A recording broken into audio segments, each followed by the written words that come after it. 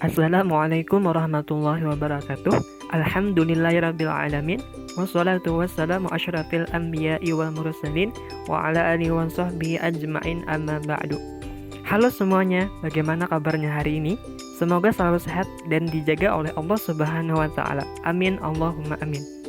Perkenalkan, saya Nur Hidayat Al-Farisi dengan nomor induk mahasiswa 201 04 01 0045. Kali ini saya akan membawakan sebuah video dalam rangka memenuhi tugas middle test Sosiologi Komunikasi yang diampu oleh Ibu Rizkiatul Hasanah, SSOS MSOS tentang mind mapping atau peta konsep materi Sosiologi Komunikasi. Sebelumnya, saya sudah mempersiapkan mind mapping yang nantinya akan menjadi acuan dalam video kali ini. Di dalam bab pertama, terdapat beberapa pokok-pokok pembahasan, yakni pengertian filsafat sosiologi komunikasi dan apa saja kajian sosiologi komunikasi. Pengertian filsafat sosiologi komunikasi. Komunikasi dan sosiologi adalah dua hal yang berbeda namun saling berkaitan. Peminat terhadap ilmu pengetahuan meningkat pesat pada saat sosiologi sedang berkembang. Konsep penting yang berhubungan dengan sosiologi komunikasi diantaranya adalah sosiologi, masyarakat, komunikasi, dan teknologi telematika. Apa saja kajian sosiologi komunikasi? Kajian sosiologi komunikasi adalah bagaimana proses interaksi sosial dari individu ke individu lainnya, kelompok, masyarakat, bahkan sampai ke dunia. Objek formal dalam kajian sosiologi komunikasi adalah manusia, yang menekankan pada aspek aktivitas manusia sebagai makhluk sosial, seperti proses berinteraksi dan aspek realitas dan telematika. Kajian sosiologi komunikasi ini sangat dipengaruhi oleh perkembangan teknologi, komunikasi, dan telekomunikasi, budaya, sosiologi, hukum, ekonomi, bahkan sampai ke negara. Bab 2, yakni struktur dan proses sosial. Pengertian struktur sosial, pengertian proses sosial, dan faktor-faktor yang mempengaruhi proses sosial. Pengertian struktur sosial. Struktur sosial adalah tatanan atau susunan sosial yang membentuk kelompok-kelompok sosial dalam masyarakat. Masyarakat dapat ditinjau dari sudut struktural dan dinamikanya. Istilah struktur berasal dari bahasa Latin, yaitu struktur yang berarti menyusun. Dengan demikian, struktur sosial memiliki arti susunan masyarakat. Menurut Surjana Sukanto, struktur sosial merupakan jaringan dari unsur-unsur sosial pokok yang meliputi kelompok sosial, lembaga sosial, stratifikasi sosial, mobilitas sosial, dan kebudayaan. Pengertian proses sosial. Proses sosial merupakan cara-cara yang berhubungan yang dilihat apabila orang perorangan maupun kelompok sosial saling bertemu dan menentukan sistem serta bentuk-bentuk hubungan tersebut atau apa yang akan terjadi apabila ada perubahan-perubahan yang menyebabkan goyahnya pola-pola kehidupan yang telah ada. Menurut Gilin, terdapat dua golongan proses sosial sebagai akibat dari interaksi sosial, yaitu proses sosial asosiatif dan proses sosial disosiatif. Proses sosial asosiatif adalah proses yang terjadi di mana ada saling pengertian dan kerjasama atau timbal balik, baik itu antar individu maupun kelompok satu dengan yang lainnya. Proses ini menghasilkan pencapaian tujuan bersama. Kemudian proses sosial disosiatif. Proses sosial disosiatif ini adalah proses perlawanan yang dilakukan oleh individu dan kelompok dalam proses sosial di antara mereka pada suatu masyarakat. Kemudian faktor-faktor yang mempengaruhi proses sosial. Pertama ada sugesti, kedua imitasi, ketiga identifikasi, keempat simpati, kelima empati, dan keenam adalah motivasi. Bab yang ketiga adalah proses komunikasi dalam masyarakat. Pengertian proses komunikasi dalam masyarakat, pengertian komunikasi langsung, dan pengertian komunikasi massa. Pengertian proses komunikasi dalam masyarakat. Proses komunikasi pada hakikatnya adalah suatu proses pemindahan transmisi atau penyampaian ide, gagasan, informasi, dan sebagainya dari seorang komunikator kepada seorang komunikan. Proses komunikasi di antara keduanya dapat dikatakan berhasil apabila terjadi kesamaan makna. Sebaliknya, komunikasi menjadi gagal bila mana keduanya tidak memiliki kesamaan makna atas apa yang dipertukarkan atau dikomunikasikannya. Menurut Effendi, proses komunikasi dalam masyarakat dapat dibedakan atas dua tahap. Pertama, ada proses komunikasi secara primer, yakni proses penyampaian pikiran dan perasaan dari seorang kepada orang lain menggunakan lambang atau simbol sebagai media, seperti bahasa, gestur, isyarat, gambar, warna, dan sebagainya yang secara langsung mampu menerjemahkan pikiran atau proses komunikator kepada komunikan. Kedua adalah proses komunikasi sekunder, yakni adalah proses penyampaian pesan oleh seorang kepada orang lain dengan menggunakan alat atau sarana sebagai media kedua setelah memakai lambang sebagai media pertama. Contohnya seperti surat, telepon, telegram, surat kabar, majalah, radio, televisi, film, dan lain-lain yang sering digunakan dalam berkomunikasi. Kemudian pengertian komunikasi langsung.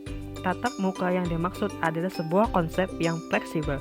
Tidak saja tatap muka dalam arti langsung, saling melihat satu dengan lainnya, namun tatap muka yang dimaksud adalah sebuah hubungan interpersonal yang memungkinkan kedua belah pihak mengembangkan theater of the mind pada saat berkomunikasi melalui media berdasarkan pengalaman saling melihat di antara mereka sebelumnya.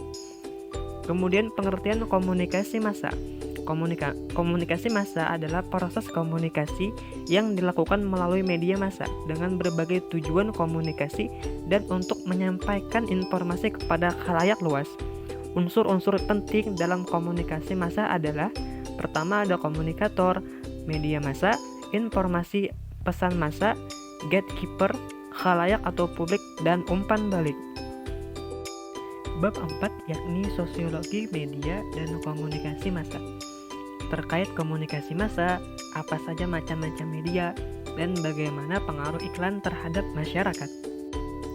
Terkait komunikasi massa. Komunikasi massa berarti kegiatan komunikasi yang menggunakan media.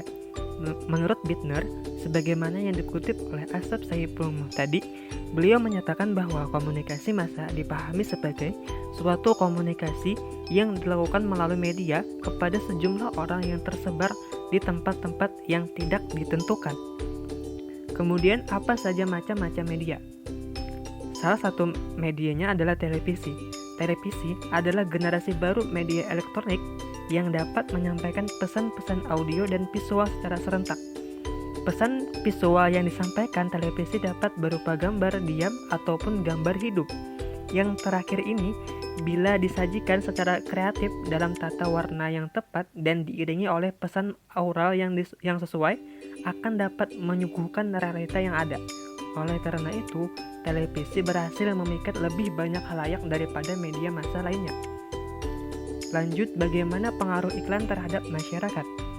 Iklan memang tidak berusaha meningkatkan kualitas individu atau masyarakat, karena iklan hanya menonjolkan nilai-nilai material. Meskipun pengaruhnya tidak kalah dari institusi lainnya, iklan tidak punya tujuan maupun tanggung jawab sosial. Iklan hanya berurusan dengan soal bagaimana mempengaruhi nilai-nilai perilaku orang-orang sebagai konsumen, serta mendorong mereka untuk melakukan konsumsi. Kemudian bab yang kelima, yakni masyarakat cyber. Pengertian masyarakat cyber dan pengertian interaksi sosial. Pengertian masyarakat cyber.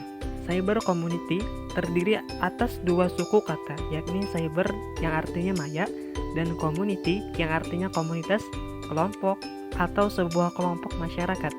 Jadi pengertian cyber community atau masyarakat maya adalah sekelompok sosial yang terorganisasi yang tidak dapat dirasakan secara langsung oleh indera manusia, akan tetapi dapat disaksikan maupun dirasakan sebagai sebuah realitas. Lanjut, pengertian interaksi sosial. Interaksi sosial adalah kehidupan kelompok yang berlangsung cukup lama antara sesama anggota masyarakat maya lainnya. Pengguna internetnya ini disebut dengan netter, yang setiap saat berada dalam dunia maya.